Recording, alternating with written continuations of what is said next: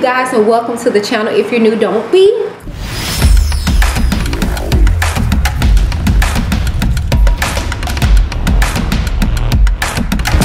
I'm Whitney.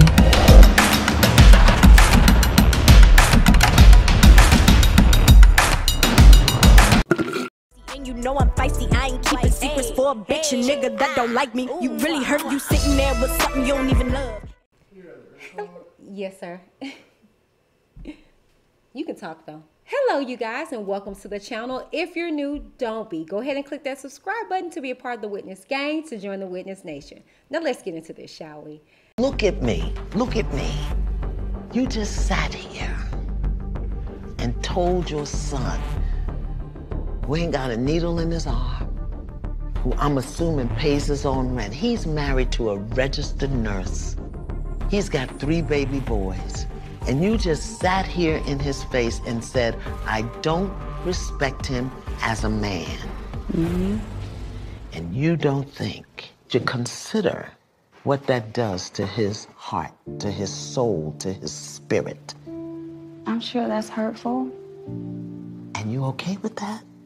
And it's hurtful for the things that he says. But there you go. You're doing it. You're doing it right now. You're doing it right now. I'm holding you accountable, and you spinning. You spinning your web. You're trying to get away. You're trying to get away. Tell me. Just here's the question. Just answer it. We'll get back to that other stuff later. Tell me. Forgive me.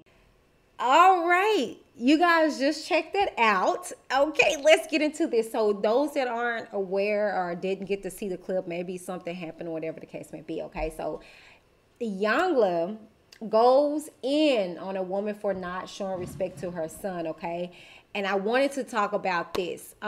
It's funny because I was just on another YouTuber's channel, and I'm not gonna name toss or whatever the case may be. Not saying that, you know, she way more.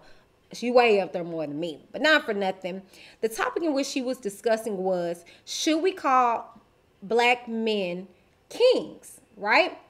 And she was just putting it out there that, you know, a lot of these men out here want to be called kings, but they don't have the foundation set for their families. They are very disrespectful to their quote-unquote queens. It was a very good dialogue, okay? And although I didn't agree, it was a very good dialogue. And this is coming from a case in point where she is a fiance. She's not a wife yet, you know, and not to say when you become a wife, you're entitled to those. Not by far. But I'm simply saying I got where her aspect was coming from, you know what I'm saying? But this ties into this particular piece because what IYANLA was saying is that you have to be careful as a mother, the things that you say in regards to your son. And she made also a valid point that that's why men, you know, back then would grab their sons away from the women, because we do have a sense of being to where we can manipulate our sons to be, you know, in a way that they shouldn't. Be emotional. Be kind of, I just put it out there, feminine. Okay? And not in a sense of like that child, but be catty. Be very, you know, like us girls, you know? And the thing is that also goes back to like some teachers that we have at our at one of our secondary church homes that we attend, and they were just talking about the Jezebel spirit, you know. And I had to come to realization there's a lot of components that I noticed in me that I, you know, pull off of that spirit as well, you know. And not for nothing, this particular video was very, oh my God, it was good because I struggle with that to this day. I finally have my boy, and to be honest with you, because you know, many of you guys should be aware, and if you don't, I'll put that story time somewhere in here where you guys can click and catch up. At the age of 16, I got pregnant, and by 17, I gave birth to a stillborn son.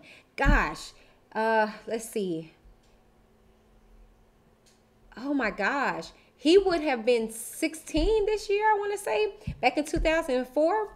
Yeah, oh my gosh, would have had a big boy. But not for nothing, you know, I didn't see him when I had him. I pushed him out, and they just, you know, whisked him off because I was young. I didn't want to see death. I didn't know how to deal with that. And so we got pregnant. The first child was a girl. which my husband was excited about because he already had his boy.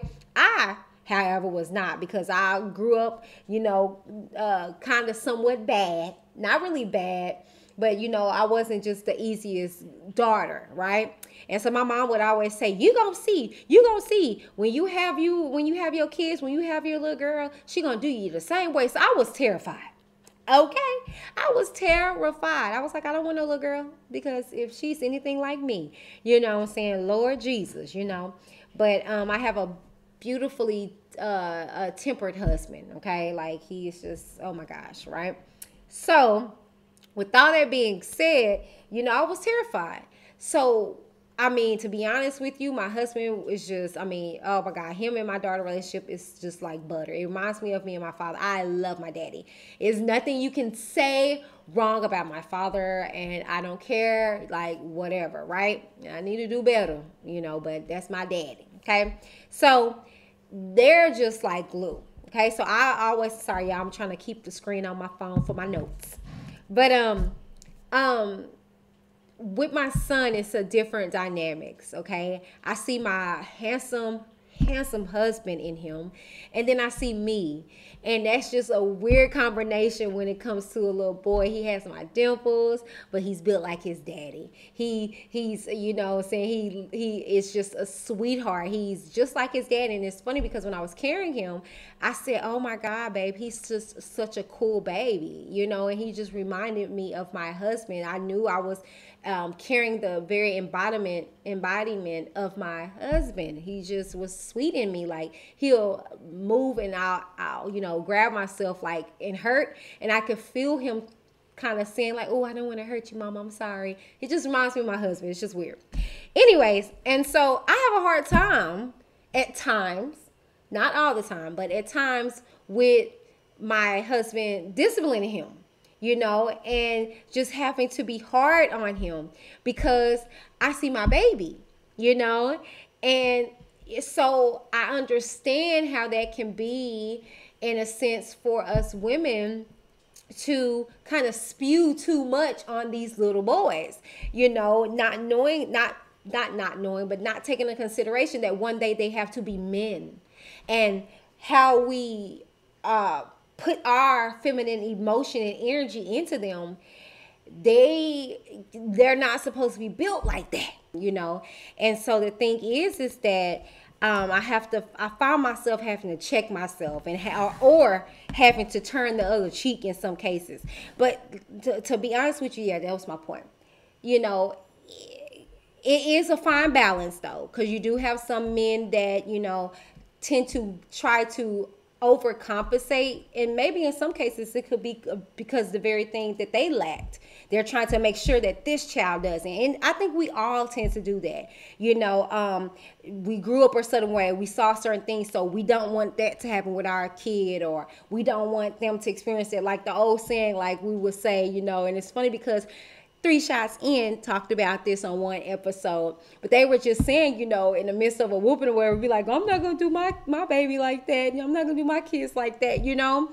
And some things are good to not take into, you know, your upbringing with your children, but some things you do want to take, you know, and some things you have to watch out for, you know. Like, no 2 kids are the same, don't get me wrong, but it's sometimes we can handle one child a certain way versus another, and it kind of does something in a sense. So it's some things that you do have to be aware of, you know. And that's some things that I, you know, just preaching to the choir, if you will, you know. But not for nothing, in regards to what IYANLA was saying, it's just very pivotal, you know, that as mothers, really, truly, genuinely, because this is what this particular episode was talking about, we have to be careful of the things that we speak into our children, period.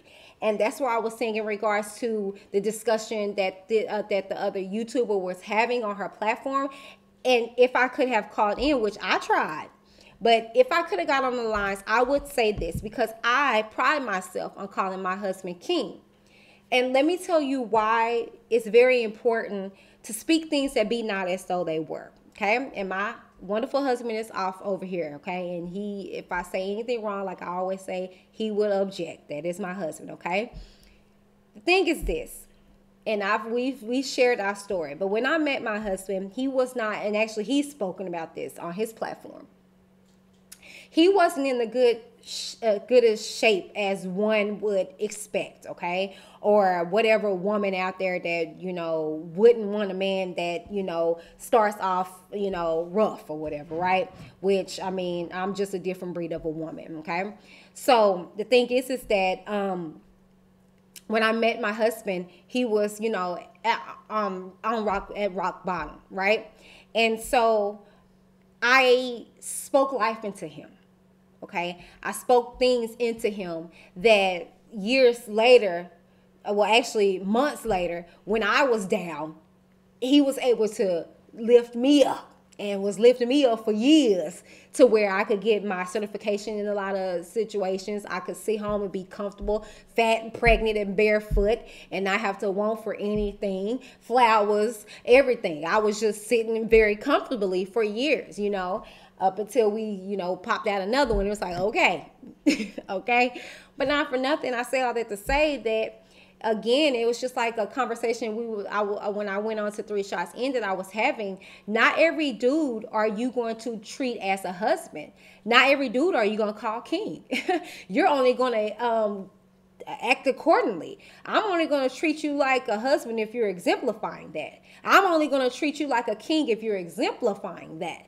I mean, words are very powerful. That's my point. Okay. So the thing is that I saw king-like qualities in my husband, okay? And let's not get it misconstrued and think that every king is what you guys depict as such, that you see with all these gold crowns and stuff like that. Because, baby, let's go to the Bible. There was a child named David, okay, if I'm not mistaken, okay, who was crippled. If it wasn't David, I'll find the name and put it somewhere here, but you get my point. He was crippled, had a crippled arm, and he was a king, baby. Okay, and he didn't know.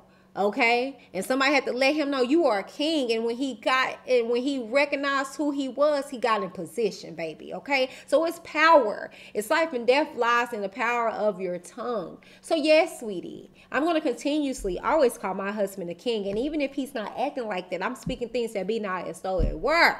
Okay, because it's sometimes I don't act like the royalty that I am, baby, the queen that I am.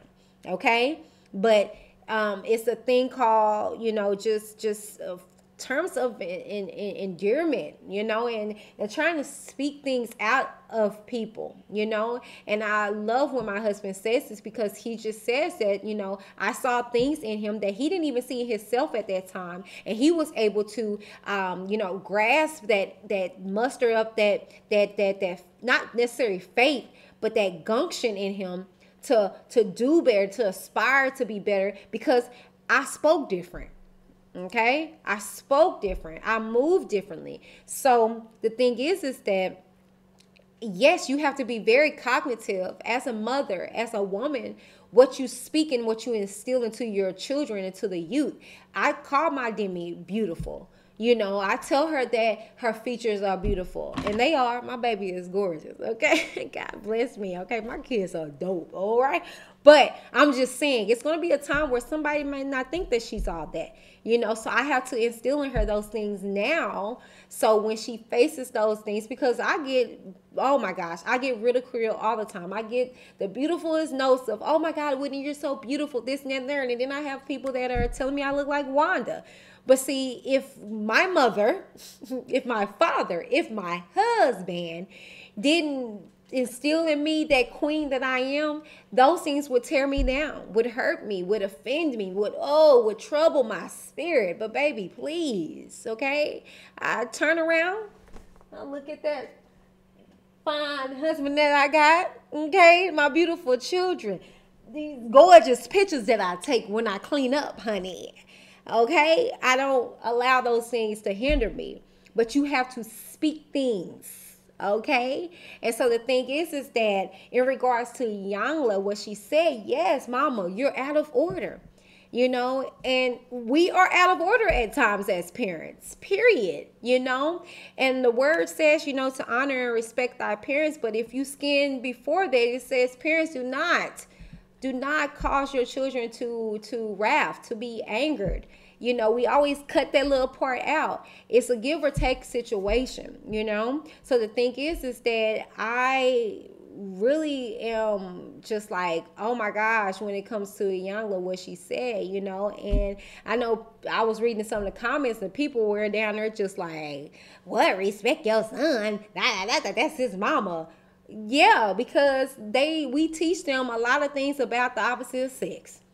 Okay, we teach them a lot of things, and I'll be darned if I'm not gonna be that parent, that mama that's gonna be like, my son is the next thing since sliced bread. No, I'm gonna call his behind out. If he's disrespectful to a woman now, oh, he's gonna be disrespectful to his girl later, and I'm not gonna tolerate that. So my son is not gonna disrespect his sister.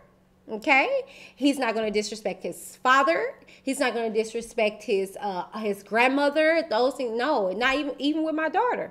She's not to disrespect her little brother because he's a boy. You're not fixing to walk in on him while he's using the restroom, or you know, privacy. Like, it starts now. It's a lot of things that we kind of tend to overlook and don't think it does anything to our children and their well-being and their growth, and it does. So it just takes some time to just hold yourself accountable. And it was one thing that stood out to me that we do as a world. Whenever IYANLA was calling her out about what she said about her son, she deflects. She said, well, what about what he do? And we tend to do that a lot. We deflect from accountability. And I'm big on that. I'm always talking about holding somebody accountable. You know what I'm saying? Even with me, you know, I don't like being reprimanded. But 9 times out of 10, I'll be like, you know what? You know, if it's right, it's right. It is what it is, you know. But I think we do a lot of that, especially in our community. We deflect. No one wants to be called out for their wrongdoing. And I get it. But at the end of the day, it's about growth. And once you accept the accountability, you can change from there. But if you don't accept accountability, you're going to be stagnant. Okay? And see, me, I'm about growth. I don't want to stay the same, you know. And maybe that's the Gemini in me, you know, or that one side of Gemini, because the other side, I don't like change. I like to be comfortable. And if it's not broke, don't fix it. Leave it alone. But the other side of me is like, okay, I've been here too long. I'm feeling stagnant. My husband will tell you I done rearranged that living room so many times because I'm just like, I need some change. You know, I do. No locked doors. Gracias. Now, taking accountability is going to shift me into, yes, and I know you guys saw this at the beginning of the video. That means that I'm going to be talking about AZRIEL, okay? And this is actually dope. I'm like proud of AZRIEL, okay? If you guys don't know where she started an account on Fanbase, okay? And this is this new app. Speaking of new apps, y'all, I've been on Clubhouse. Oh my God. Like, I'm here for it. It's pretty interesting to say the least. I was on in one room with Jason Lee and a few other people, and they were talking about some real interesting stuff, you know? But anyways, Fanbase. Okay, so I saw how she was going to be choosing that platform to lay everything out in regards to her story. And so I was like, okay, you know, I'm here for it, whatever the case may be. But she has an article in Forbes that I wanted to talk about. Let's get into this, okay? So these are a few questions, you know, and the reason why I wanted to talk about this is because it's about accountability, you know. So the editor asked, why did you specifically choose Fanbase to discuss your survival story? So AZRIEL states, there's so many great apps out there that allow you to monetize your content, but this is a fresh, brand new app for digital creators, and I felt like this was the best platform for me. Not only that, but this is a Black-owned app, so this just felt right for me. Now, that's what got me. When she said it was Black-owned, I'm like, okay, that's what, see, this is what I'm talking about. It's not what you do in front of people, it's what you do behind. Okay, when you do your research and you dig and you find out that it's black owned and stuff like that. Like, I like that. Like, that's what I'm talking about. And see, that'll make me go over to the platform and, you know, and listen in and view in, and even probably, you know, create an account and probably do some stuff over there, because I support black owned businesses, not just in front, but behind the scenes. Like I always say, all of my brand affiliates are black owned. So yes. Okay, so it goes on to say, what is the significance of raising funds dedicated to helping survivors overcome abuse? So she says there's a lot of platforms out there that help abuse survivors, but they generally only help if they're a public figure, someone of stature, or with a certain amount of followers. That doesn't necessarily define abuse. And there's a lot of people out here who are victims of abuse that don't have the proper help. A lot of people stay with their abusers because they're scared to restart. You are already so low, and then have to go back to your family who's saying, "I told you so." And that is so true. That's a major reason why a lot of people stay with their abusers or don't talk about it, or whatever the case may be, because they don't want to hear that "I told you so." That is so true. And that's the reason why I stayed with my ex, because I wanted to prove everybody wrong that, you know, the relationship was going to work. Although I knew and they knew, it was just like, no, I got to prove them wrong. So she's absolutely right on that. Another question says, what were some of your biggest challenges you encounter after choosing to go public with your story, and how did you overcome it? So AZRIEL stated, honestly, my biggest challenges was really myself. This entire year, I've self-sabotaged a lot.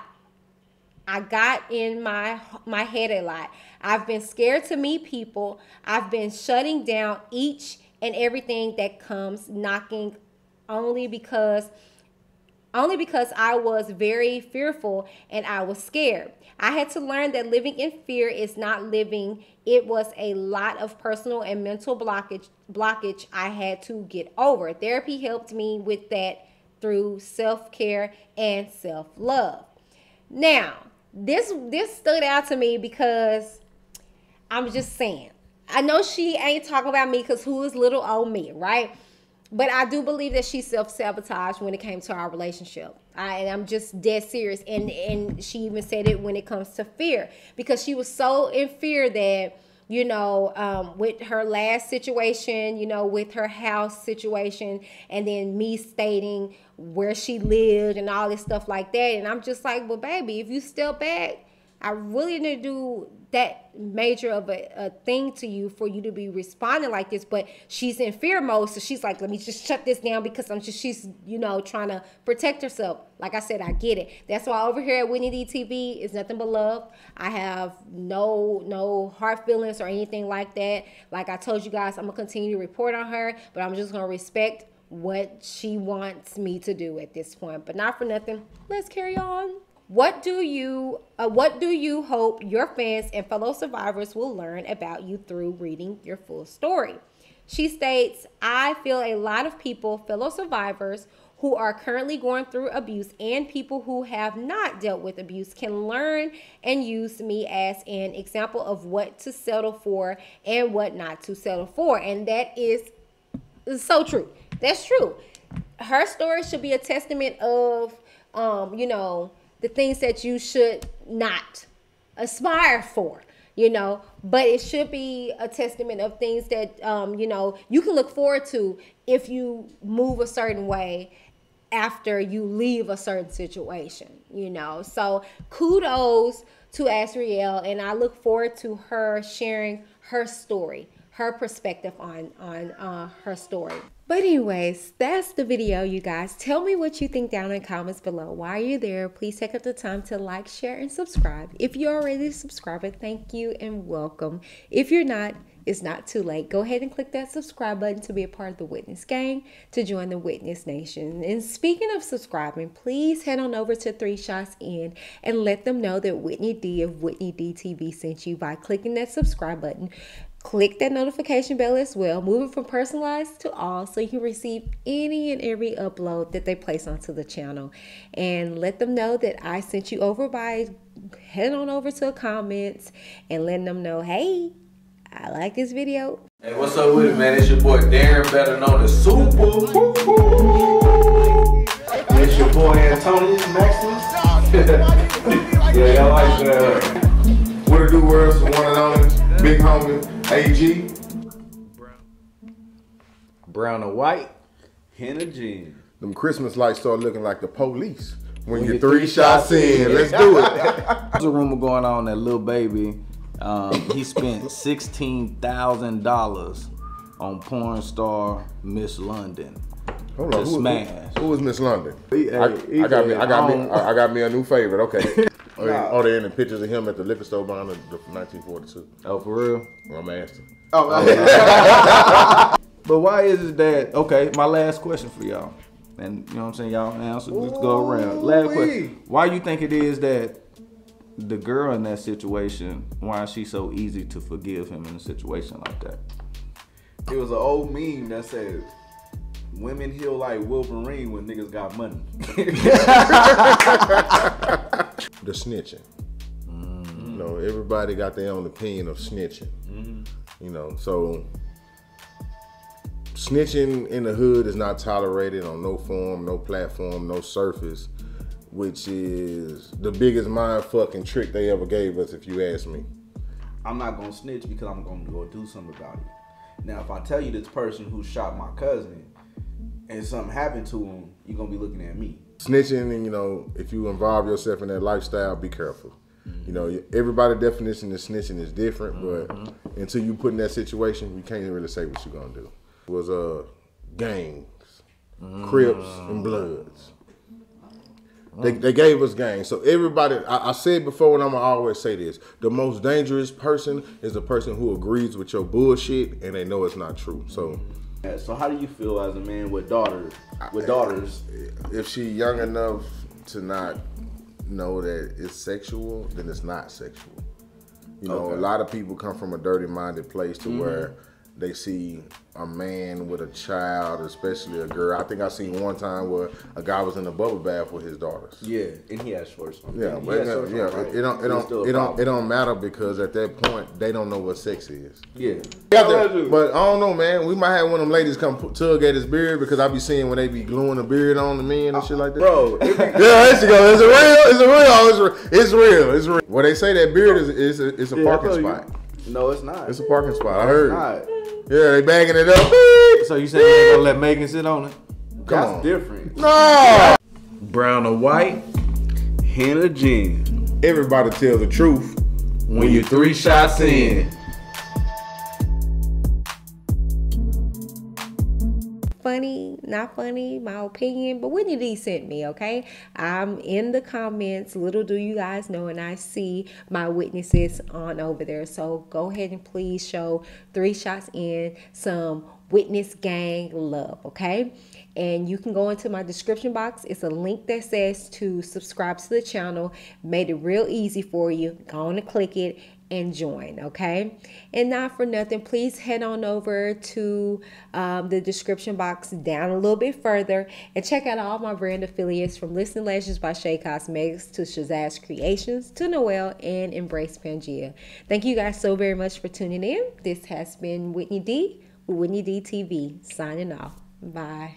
Last but not least, I want to give a shout out to all of my Witness Nation. We are like, last I checked, I think we're like, shoot, 8 or 9 people away from being at 3 freaking K. Got it! Thank you guys so very much. To be honest with you, my goal was to hit 5,000 going into 2021, but it is what it is. I'm grateful. This is what is called a genuine growth of a channel, okay? And I have a lot of people that are like, man, you should be having way more views than what you got, and that I believe that too. But at the end of the day, I mean, I don't bring that salaciousness You know, I'm too real, you know, and you guys want to hear some drama, you know, and I don't really give you that. I give you a realistic approach on celebrity gossip, advice, and all those things. And I mean, it is what it is. And I mean, not too many people can take me, you know. Lips and Lashes by Shea Cosmetics is way more than its namesake. From primers, mascaras, eyeshadows, foundations, lippies, lashes, and so much more. For that fierce look you can't find anywhere else, Lips and Lashes by Shea Cosmetics. Tell them Whitney from Reviews Whitney D sent you.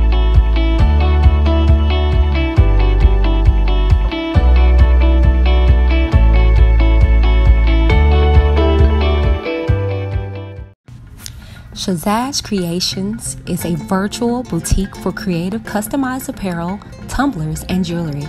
Allow them to create a keepsake that you can use as a heirloom for centuries to come.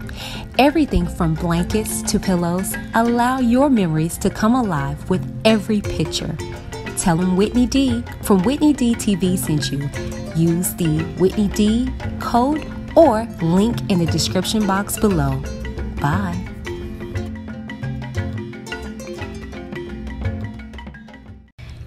I am happy to say that I am a brand ambassador of Noel. Noel is handcrafted, no harsh chemicals, scrubs, oils, soaps, and more. Quality skincare at affordable prices. Check them out and let them know that Whitney D of Whitney D TV sent you by using either my code Whitney30 at checkout or the link in the description box below.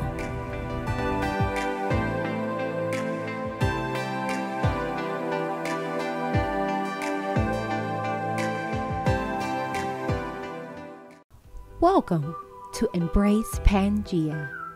These products are all created to bring you back to balance through nature's gifts. They have a wide range of products that deal with various aspects of daily life, such as deodorants, juices, clothing, vagina detoxes, and body scrubs. Whichever product that you decide to embrace, you can rest assured that it was created with love for the betterment of self. Embrace your Pangea. Visit the link in the description box below and let them know that Whitney D of Whitney D TV sent you. Bye. So yeah, so check out the site embracepangea.com and embrace your Pangea. You know what I'm saying? Thank you for tuning into the show. Now it's your turn. We want to hear from you. But remember, keep it cute or get the boot. Let's talk in the comments down below. Check out all our sponsors and affiliates in the description box. And don't forget to join the Witness Nation by clicking the subscribe button. Thank you. Until next time, this is Whitney D with Whitney D TV. Signing off.